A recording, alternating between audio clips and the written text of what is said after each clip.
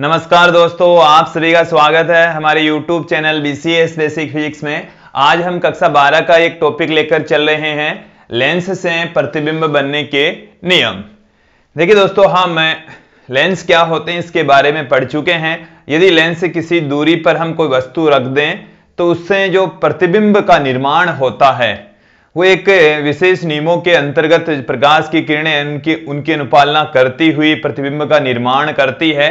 वो यहाँ पर हम नियम देखेंगे दोस्तों। जो हम नियम यहाँ पर पढ़ेंगे वो नियम हमारे पास में लेंस से जो प्रतिबिंब का निर्माण होता है उनके निर्माण में अति आवश्यक है, बहुत ही सहायक सिद्ध होते हैं दोस्तों। तो यहाँ पर हम 3 नियम देखेंगे जिनकी सहायता से हम लेंस से प्रतिबिंब कैसे प्राप्त होते हैं, कहाँ प्राप्त होते हैं, उनकी प्रकृति किस प्रकार से होगी, इसके लिए हमें आवश्यक है दोस्तों। तो सर्वप्रथम हम एक एक करके नियमों के बारे में बात करते हैं। पहला जो हमारे पास में नियम है वो है कि मुख्य अक्ष के समांतर आपतित होने वाली प्रकाश किरण अपवर्तन के पश्चात फोकस बिंदु से होकर गुजरती है या द्वितीय फोकस बिंदु से आती हुई प्रतीत होती है। तो देखिए दोस्तों, अवतल लेंस के अंदर तो आती हुई प्रतीत होगी, उत्तल लेंस में से फोकस बिंदु में से ही होकर गुजरती है। तो यहां पर आप देखेंगे दोस्तों, पहला नियम क्या है। पहला नियम है मुख्य अक्ष के समांतर, मुख्य अक्ष के समांतर आपतित होने वाली, आपतित होने वाली प्रकाश किरण, मुख्य अक्ष के समांतर आपतित होने वाली प्रकाश किरण अपवर्तन के पश्चात, अपवर्तन के पश्चात फोकस बिंदु से होकर गुजरती है, फोकस बिंदु से, फोकस बिंदु से होकर गुजरती है, या हम कह सकते हैं फोकस बिंदु से आती हुई प्रतीत होती है, फोकस बिंदु से आती हुई प्रतीत होती है, आती हुई प्रतीत होती है। इस नियम को हम किरण आरेख द्वारा आप लोगों को समझाएंगे। जैसे ये है हमारे पास में उत्तल लेंस, ये उत्तल लेंस है, ये इसकी है मुख्य अक्ष। दोस्तों, इस मुख्य अक्ष के समांतर यदि हम कोई प्रकाश की किरण को इस पर आपतित करवाएं तो यहां से आपतित होने वाली प्रकाश किरण उत्तल लेंस के द्वितीय फोकस बिंदु से होकर गुजरती है। पहला नियम यही है दोस्तों कि मुख्य अक्ष के समांतर यदि कोई प्रकाश की किरण आपतित होती है तो वो फोकस बिंदु से होकर गुजरती है। यह तो है उत्तल लेंस के लिए। यदि हम अवतल लेंस की बात करें तो अवतल लेंस के अंदर भी मुख्य अक्ष के समांतर, ये जैसे मुख्य अक्ष है और मुख्य अक्ष के समांतर कोई प्रकाश की किरण आपतित होती है तो वो अपवर्तन के पश्चात एक बिंदु से आती हुई प्रतीत होती है, और वो है दोस्तों फोकस बिंदु। प्रकाश की किरण इधर चली जाती है, यहां पर भी ये द्वितीय फोकस बिंदु से आती हुई प्रतीत होती है। तो पहला नियम यही है दोस्तों कि मुख्य अक्ष के समांतर आने वाली प्रकाश किरण द्वितीय फोकस बिंदु में से होकर गुजरती है या द्वितीय फोकस बिंदु से आती हुई प्रतीत होती है।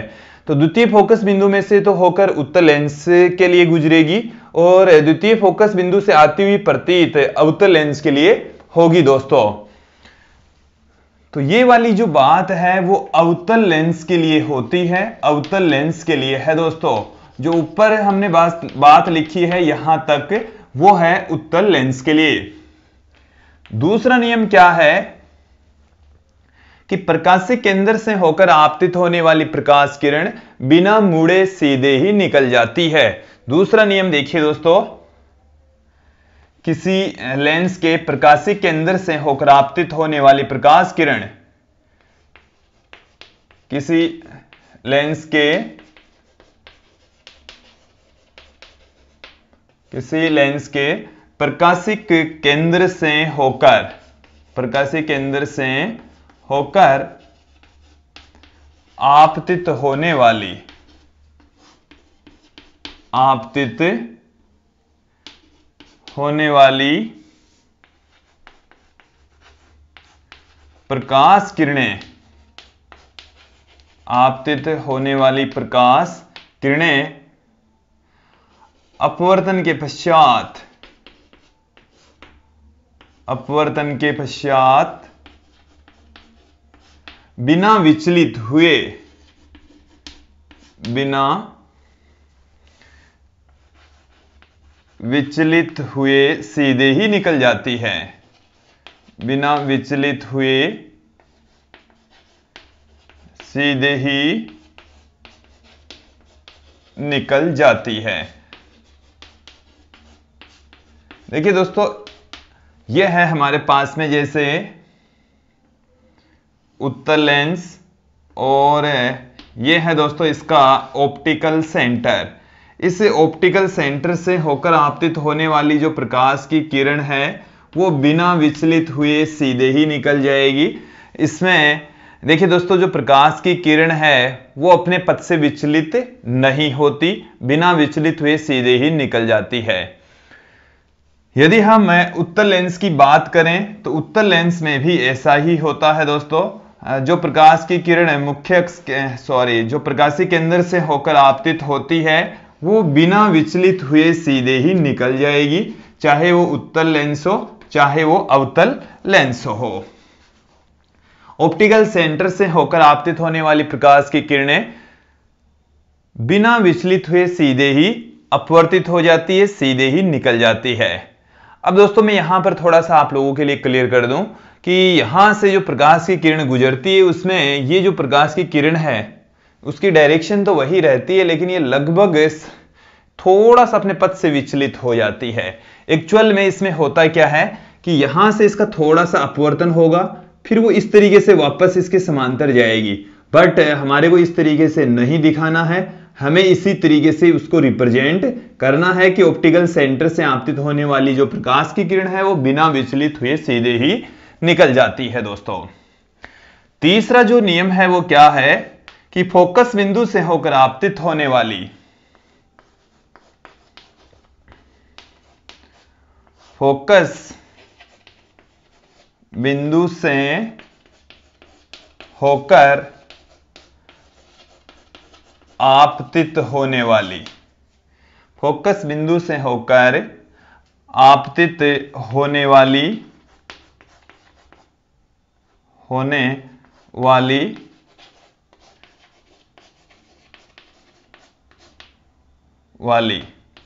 प्रकाश किरणें, प्रकाश फोकस बिंदु से होकर आपतित होने वाली, या हमें ये तो है फोकस बिंदु से होकर आपतित होने वाली प्रकाश किरण तो है दोस्तों उत्तल लेंस के लिए। कौन से लेंस के लिए है?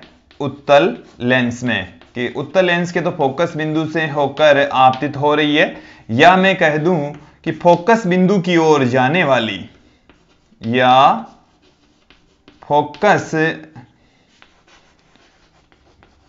बिंदु की ओर जाने वाली, फोकस बिंदु की ओर जाने वाली जो प्रकाश की किरणें हैं वो हम लेंगे अवतल लेंस के लिए। अवतल लेंस के लिए जाने वाली प्रकाश किरणें, प्रकाश किरणें अपवर्तन के पश्चात, अपवर्तन के पश्चात, अपवर्तन के पश्चात मुख्य अक्ष के समांतर हो जाती है, मुख्य अक्ष के समांतर हो जाती है। मुख्य अक्ष के क्या हो जाएगी दोस्तों? समांतर हो जाती है दोस्तों, मुख्य अक्ष के क्या हो जाएगी? समांतर। अब यहां से ये हमारे पास में है उत्तल लेंस, और इस उत्तल लेंस की यह है मुख्य अक्ष। अब दोस्तों यहां पर यह है इसका फोकस बिंदु। यदि इसके फोकस बिंदु से होकर कोई प्रकाश की किरण आपतित होती है, ये हमारे पास में है कोई प्रकाश की किरण, और इस फोकस बिंदु से, इसको हम प्रथम फोकस बिंदु कह रहे हैं, आपतित होने वाली जो प्रकाश की किरण है लेंस से अपवर्तित होकर मुख्य अक्ष के समांतर हो जाती है। तो दोस्तों ये था तीसरा नियम कि फोकस बिंदु से होकर आपतित होने वाली जो प्रकाश की किरण है वो अपवर्तन के पश्चात मुख्य अक्ष के समांतर हो जाती। ये तो है उत्तल लेंस के लिए। यदि यहां पर अब मैं बात करूं अवतल लेंस की,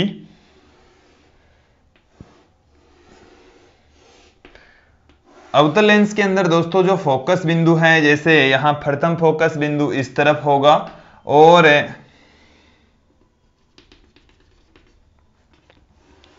यहां पर देखिए दोस्तों, ये हमने प्रकाश की किरण ली है और ये वाली जो प्रकाश की किरण है दोस्तों, ये जा रही है फोकस बिंदु की ओर। देखिए या तो फोकस बिंदु से होकर आपतित होगी या फोकस बिंदु की ओर जाएगी प्रकाश किरण, तो वो अपवर्तन के पश्चात मुख्य अक्ष के समांतर हो जाती है। तो यही है दोस्तों तीसरा नियम।